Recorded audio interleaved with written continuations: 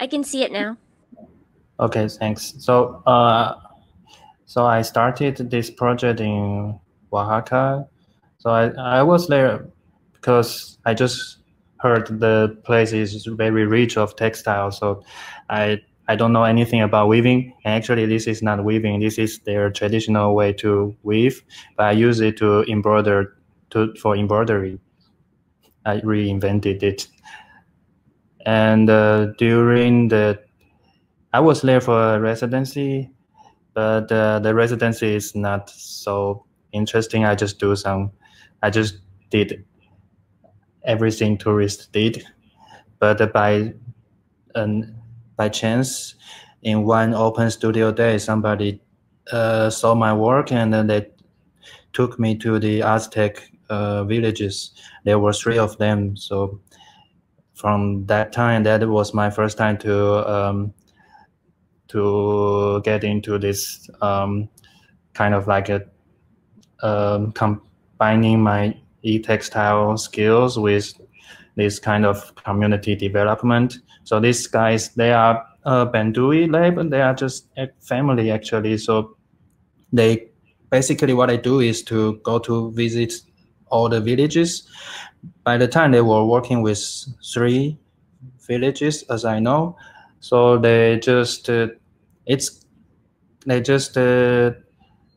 collaborate with each village. It depends on their skills. So we just I work with them, and I was like kind of like an internship with them. So what they do is to visit those villages and convert their mythology character, the local myths, local folks, into action figures and toys.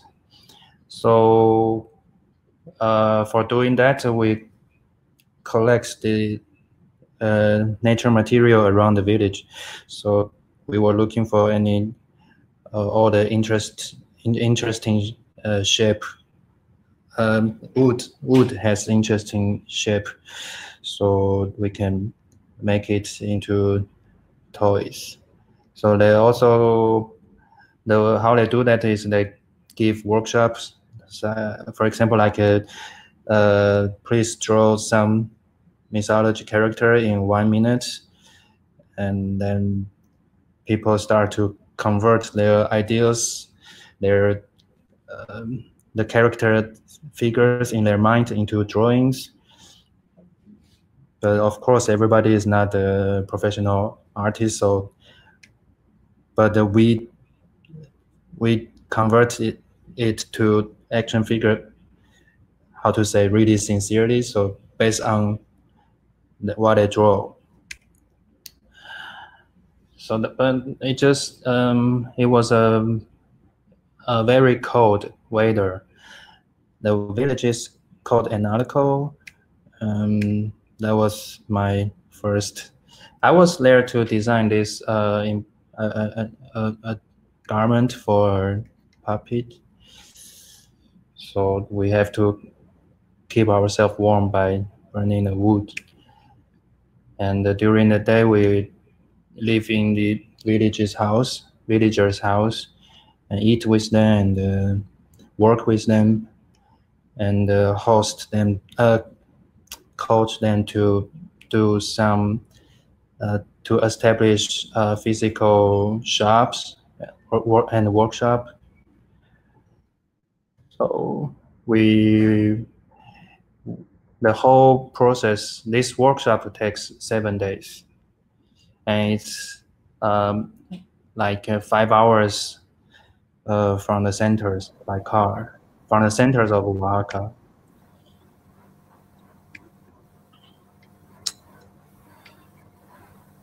And after the event, we have the opening of everything, and we just use the tape for this opening ceremony.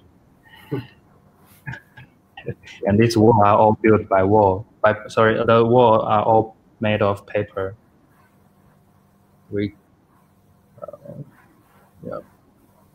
And our collaborator, they are introducing what they are making and what is the concept, who is the characters. And then after this, I found this e-textile community online, because no one was in Taiwan doing e-textile practice. So I was very happy to find them. So in this community, they are all professionals for e-textile or e-textile related techniques, or fashion, or pure engineer. So I made a lot of friends there. So that's why, and then after that was, the time in Oaxaca was in 2013. And then I found that community in 2015. And then in 2017, we invited 14 of them to Taiwan, to this Atayo village, to make collective workshop. And I kind of communicate with the village for 2 years, so from 2016 to 15 to 16. So that's why there's but this experience is different from the Oaxaca experience, because in Oaxaca we go directly into the village, and we basically we work with amateur, amateur Aztecs. But in this Atayo collaboration, we are working with Yoma Dalu, and Yoma Dalu is it's a famous artist and cultural preservator. She brings the Atayo culture from back to life, and she and her husband go visit many museums in Europe, and take the photo of this Atayo textile, which was stolen in the ancient time, and they reconstruct the structure by photos. That's part of her job, but she does many other things, and she has very complete documentary of these textile patterns. And in this workshop, we do things like in the exchange format. So we organize the 4 workshops from Atayo people and the 4 workshops from the e-textile artist. Yeah. So this guy is called. His name is Heitai Payang. Unfortunately, he is not here anymore. I heard he passed away. And he is anthropologist, but he never go to school. He does amateur field research, but he knows a lot of the Atayo culture. So we learn like how the philosophy of the Atayo people, the marriage system, and how to say their hunting culture. So it's in this workshop, the experience is way different than my previous one. So we are given tribe knowledge with system, and they are showcasing us. They showcase us, like for example, like this woman. She's the founder of a Shih workshop. And this is the traditional loom of the Atayo people. It's called the ground loom. Also, this pattern. Sorry, this Yoma was introducing the pattern. Was all patent. So you cannot use it freely. In Taiwan, the Aboriginal culture, Aboriginals. Intelligent are protected, but as I know, the patent cannot be owned by one. It can only be owned by a group of people or by a tribe. And this is some fiber workshops. They were demonstrating how to extract how they extract nature fiber. And this is the founder of the e-textile summer camp in France. The Mika Satomi, she was giving very basic electronics knowledge to the people, the participants. But actually, honestly, there's no many Atayo people in the workshop. Those weavers those artists are mainly Han people. They are Yoma's students. And also the girl in the right picture, she's Tinkuta. She's also from the summer camp. Okay. And this is the outcome of each workshop. So this is the traditional bright headset, but embedded with a lily pad in the middle. And on the top of it is a coil. So this coil detects electromagnetic field. So this is an EMF sensor, and their idea was to convert invisible force into movement. So this is their group result.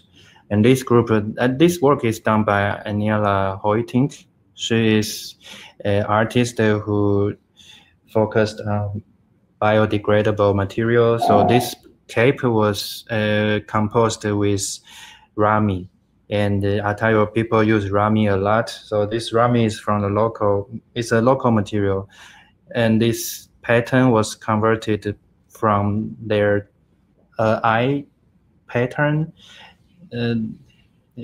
Roughly, it means a pattern to protect you, but here they convert it into a distant sensing device. So they say this is a cape for hunter, but with protection function. And this is a machine embroidered Atayo pattern, but in the middle is a silver coil, and it converts the EMF to noise. It's basically a very simple electro instrument. And this is another participant, Jonathan Roos. His idea is to convert the invisible force into sound as well, but he introduced this circuit, which a scientist, I forgot his name, he used this radio to detect the voice of ghost in 1950. Okay, then this is another story. So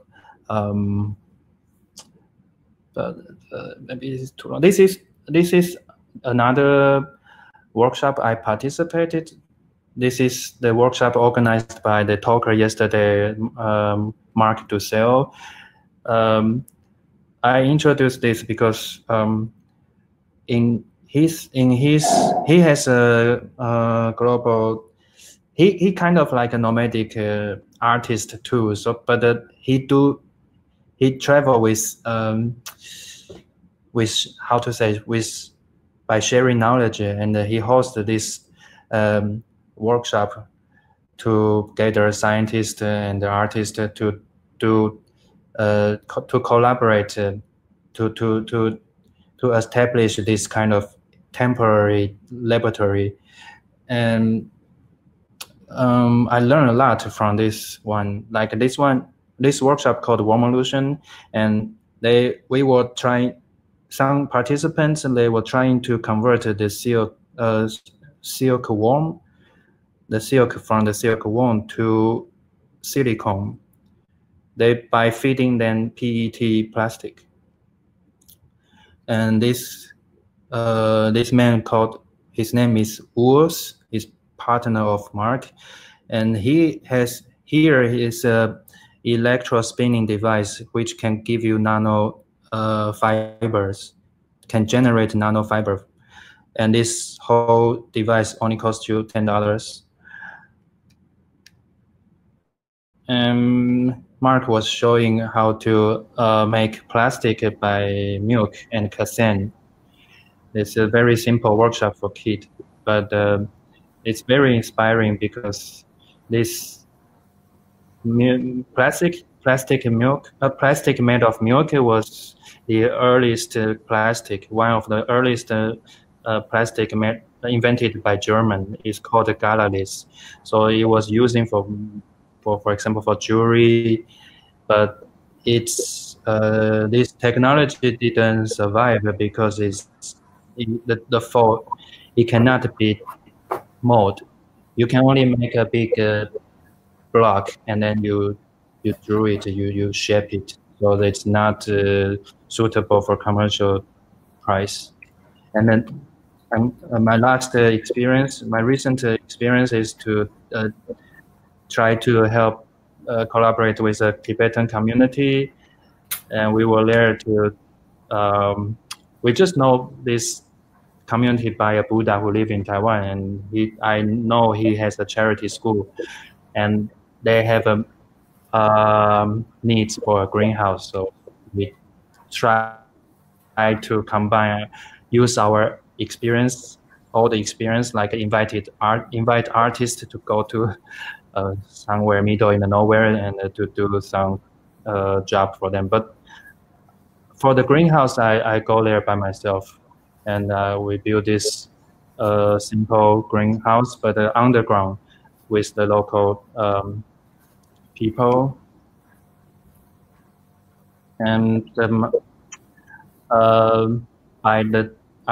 by this experience, I also combine this action with personal interest. I was researching this solar cell, DIY solar cell called dye sensitized solar cell. So this solar cell is made of plants. So I was trying to use the local plants to use it as a tutorial for educational science tutorial for local kids. And it is made of the local Chinese black wolfberry. Okay, that's my presentation. Thank you. Nice.